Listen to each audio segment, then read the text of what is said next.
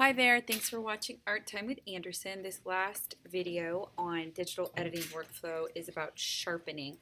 So we've got this image, it's been taken through our steps of editing. If I hit the Y key here, making sure I'm on the right section, I can see that I have dodged and burned the top. I've increased contrast, adjusted exposure, and really kind of pumped this image up from its original.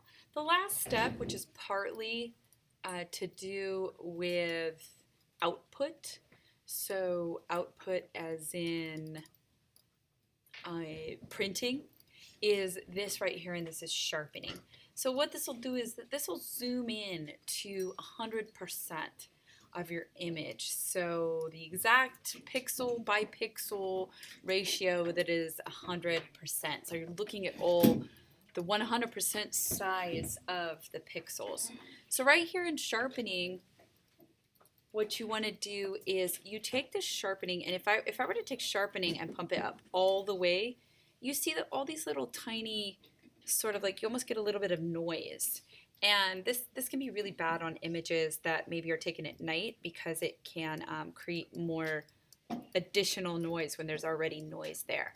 Now we want her cheek to kind of stay soft, but we have these fun little flyaway hairs happening. That's like a fun little moment of this. So if I take it all the way down, that's what it looks like, unsharpened as far as the sharpening, unedited as far as the sharpening goes. If I bring it up, I'm just going to bring it up to where I can really start to see the hair strands and the little earring right here pop. A good idea is to sharpen on the eyes or any area where there's sort of like small or fine detail.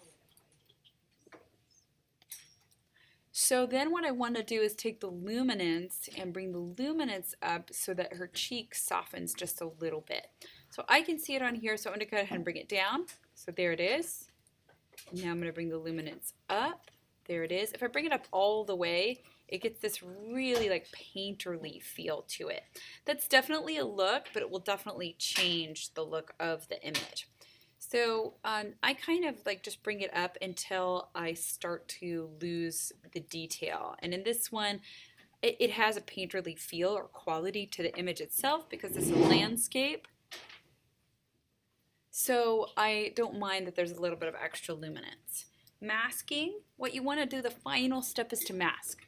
Masking is probably the most important step of this. You hold down the Option key, and then what you're doing is the white parts will stay soft. So you can see that's a lot of the skin tones, especially the little girl. Her skin's going to be nice and soft. The cheek here in the little detail square, it's going to stay nice and soft, but the hair itself and a lot of the texture in the background is going to retain that sharpness, that sharp quality to it.